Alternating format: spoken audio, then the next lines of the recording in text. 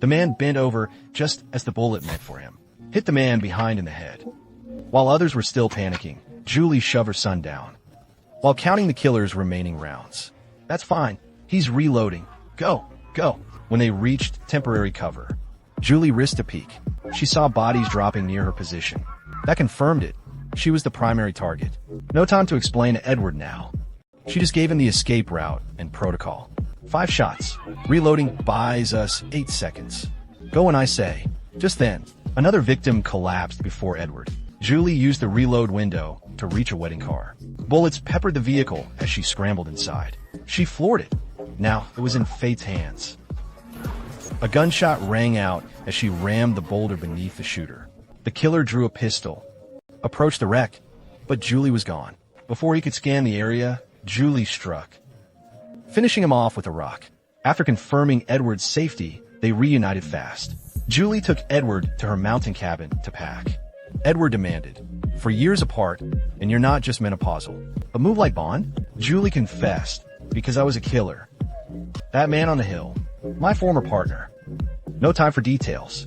Bags packed." She hustled Edward out. Fortunately, the bike's agile enough to weave through alleys and streets. Knowing the terrain, Julie quickly lost her pursuers. She rode to the docks and signaled Edward to follow. After a swim, they boarded a yacht. Kayla stared stunned at her fiancé, Edward, appearing out of nowhere. Edward relaxed seeing Kayla, recounting his ordeal. Edward never imagined, after 4 years apart, their reunion would be this intense. Julie, too, was surprised. She'd retired a decade ago. But her former handler Damien called unexpectedly, offering a contract paying triple her usual rate. Targets on this island, a lucrative contract, urging her to come, citing their history and the payout. Julie took the job, retrieving her rifle from a hidden cache. From a hilltop perch, she aimed down the scope. But something fell off as she prepared to fire. Contacting retired assets breaks protocol, and the payout seemed excessive for such a simple hit. Damien sounded different. Cautiously, Julie dialed Damien's verification code. "Monica, how many times did I stab that casino owner?" 7. "But I'd remember. You never stabbed him." Implied response mismatch. Implied response mismatch. The code didn't match. "Who is this?" Julie demanded. The imposter insisted. "Just complete the contract. Funds will transfer as agreed." Julie aborted the mission and retreated home. But Julie never expected their retaliation to be so ferocious, launching an attack during her son's friend's wedding. Unbeknownst to Julie, after she escaped with Edward, armed men claiming to be Interpol stormed the scene. When the old man demanded credentials from their leader Xiaohei, he was shot without hesitation, triggering a massacre. Seeing a survivor on the ground, Xiaohei gently helped him up and demanded Julie's whereabouts. After the man pointed to the mountain cabin, Xiaohei cut him down. They pursued Julie to her hideout, unnoticed in the chaos. Luca remained hidden as a survivor. After they left, Luca knew it was time to flee. At the pier, he spotted Julie and Edward and plunged into the water after them.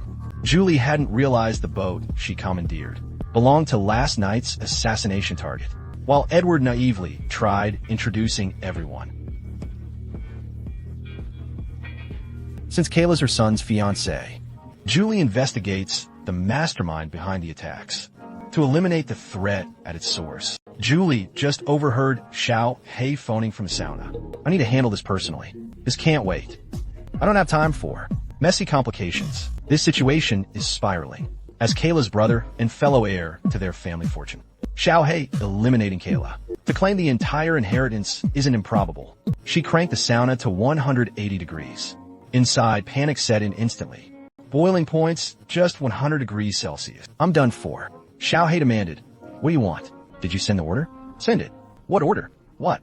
Mere seconds later, Xiaohei ripped off his shirt, choking on heat. "Bugging Kayla? Cease. Let me out." Kayla's gaze shifted, suspicion dawning. He grabbed his phone to call Dad. It overheated and shut down. Desperate now, facing Kayla, he confessed, "I made a call, told them. I want Kayla gone. But it wasn't a hitman, our corporate lawyer.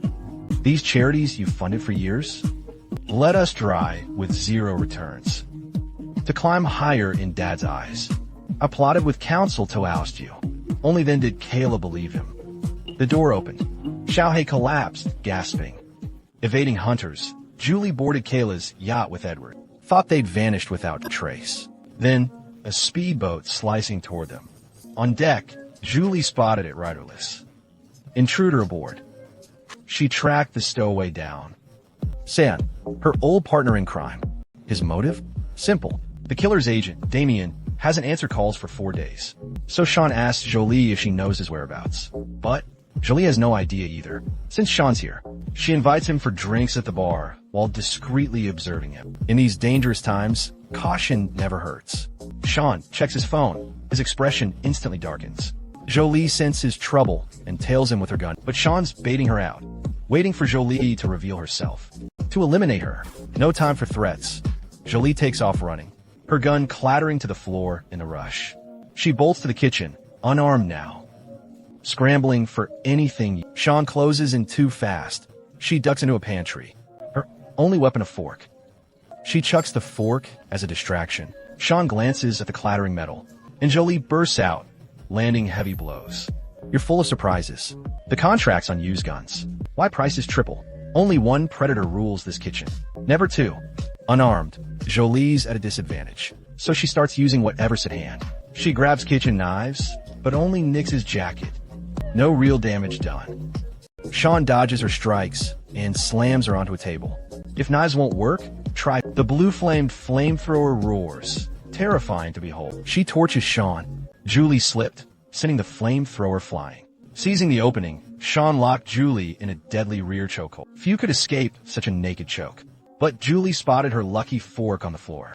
Now, she turned the tables with that fork, taking Sean out for good. Retrieving his phone, Julie signaled contract complete. Others rushed in at the commotion, with no outsiders present despite the chaos. Julie revealed her assassin past and questioned Kayla. Who'd you cross? Kayla pondered amid relentless attacks. I give money through charity. Who'd that anger? Beneficiaries hiring hitmen? Absurd. Julie, retired for decades, noted all hits traced to Damien. Ordered the yacht to Albania, Damien's turf. Dead or alive, he'd yield answers. After Sean's maritime burial, they sailed to Albania's port.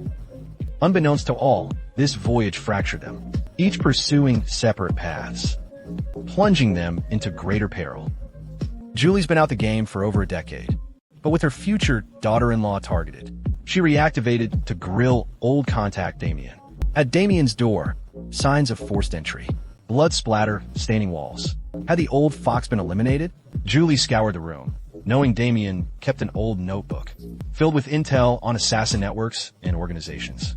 Julie was certain it held the clues they needed. Meanwhile, Edward knocked on a neighbor's door, inquiring about Damien's whereabouts.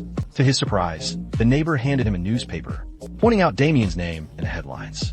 Handing the Albanian paper to Julie, Edward admitted, I can't read this. Body found in the Lana River. Englishman murdered named Damien. Hammond, with no notebook in sight. Julie led the team to infiltrate the morgue. She navigated to the hospital's back alley, slipping inside through an open window. Julie headed straight for the basement, where most hospital morgues are located.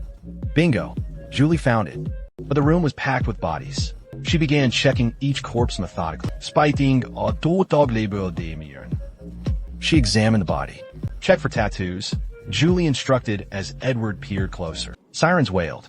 Go, now, Julie commanded. Pushing their small car through a high-speed chase was brutal.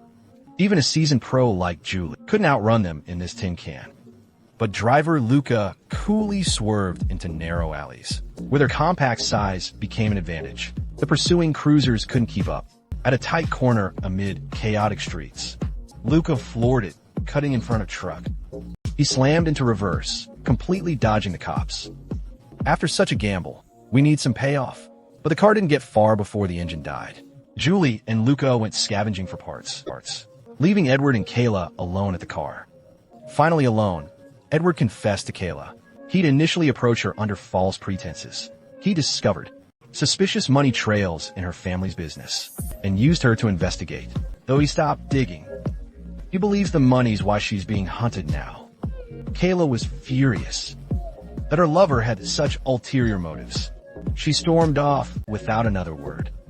When Julie returned, she didn't pry, instead shifting focus to Damien. Edward had a theory. The words on Damien's body were coordinates. Rex is Latin for king, and xylopastis means would pasture in ancient Greek. Odontis is dentist. Julie plugged the terms into her phone. The remote location hit her. Damien was alive. Those words were his coordinates. They roared back onto the road. The coordinates led to derelict buildings. Julie advanced, gun drawn. A tripwire alarm alerted Damien, who fired at Julie. After all these years, you still can't shoot straight. The reunion brought grim smiles. Damien spilled what happened to him. 2 hitmen broke into his home days ago, demanding intel on Julie. Damien stayed silent and took them out, then used one corpse as his decoy, leaving When Julie asked about the ledger, Damien replied, "He fled too fast to grab it, back it up, or prep copies." But given the mastermind's aggressive moves, Damien urged Julie to lay low immediately. This enemy clearly spares no expense. After careful thought, Julie conceded Damien was right. But Lucas snapped. The mastermind's goons had slaughtered his friends and family. He joined Julie not for survival, but vengeance. Seeing Julie determined to hide, Lucas stormed out in disgust. Edward had no better options. He'd stick with his mother, Julie. After constant pursuit, Julie finally caught some sleep at Damien's. "I'm sorry." "No, you're not. Where's your gun, Julie?" "She gave it to me." "You didn't trust me." "I trust nobody." The bullet only struck a fuel drum. Point blank miss? Damien scoffed in disbelief. Julie broke free, grappling with Damien. A gut shot dropped Damien, outmatched. For old time's sake, Julie spared his life, but left him bleeding out, betrayed by her oldest ally. Julie fled with Edward to their Athens safe house. Given Edward's reaction to Damien, Julie had to teach him some marksmanship basics. But when Edward held his breath and fired his first shot, he grew agitated. He had no idea what he was doing. He was just a reporter. Now he was running for his life while handling firearms. He confronted Julie. "Are we just going to keep running forever?" After their heated argument, Edward stormed out. Unbeknownst to him, the 2 Dowcays, with Julie and Edward's mugshots plastered everywhere. Spotting this, Julie rushed out to find Edward. Meanwhile, unaware, Edward found a spot to call Kayla using a borrowed phone, but his furious girlfriend hung up immediately. As Edward moved to leave, the TV news caught his eye. Then he spotted the shop owner whispering into a phone. Sensing danger, he bolted from the scene. Outside, police were approaching across the street. He slipped on sunglasses and veered into back alleys, eventually ducking into an abandoned building. Alerted by civilians, police closed in rapidly. Cornered on the rooftop, Edward eyed the opposite building. As cops burst through the door, he gathered his courage and leaped, clearing the gap successfully. He evaded pursuit by hiding behind a wall.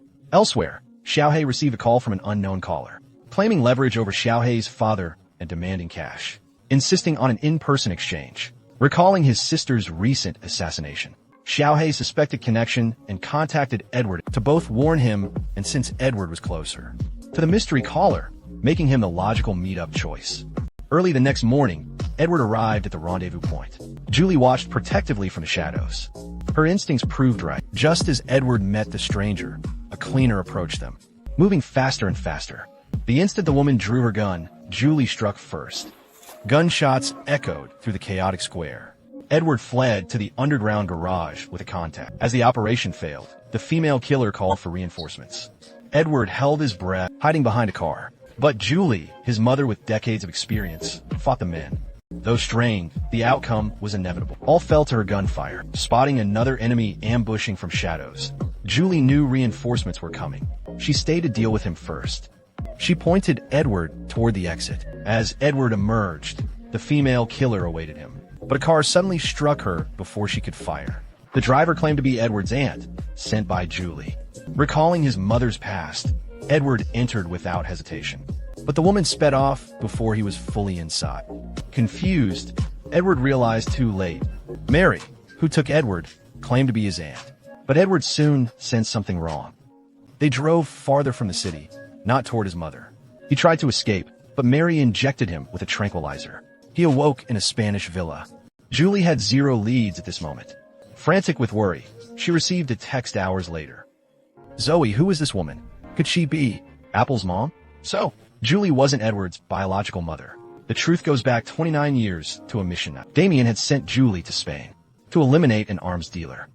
After confirming his death, she prepared to leave, but encountered the wife, forcing another kill. Before checking the woman's pulse, a baby's cry echoed nearby. Unable to abandon the infant, she took the baby with her. That baby was Edward, and now it seems the woman survived. Now she wants Edward back, seeking vengeance for her husband. Though Edward's with his birth family now, Julie's own peril remains. As a professional, loose ends must be tied. After raising Edward as her own for 29 years, she must find him to explain everything. She brought Luca along. Seeking vengeance for his family, they head to Spain together. Mary's waiting at the villa, her trap meticulously set. Seeing the tight security, Julie opts for a nighttime infiltration. Inside, Mary leads Edward to his father's study, sharing stories of his past. Handed a photograph, Edward sees he's his father's spitting image. Meanwhile, Julie scaled the wall, rigging a room with explosives.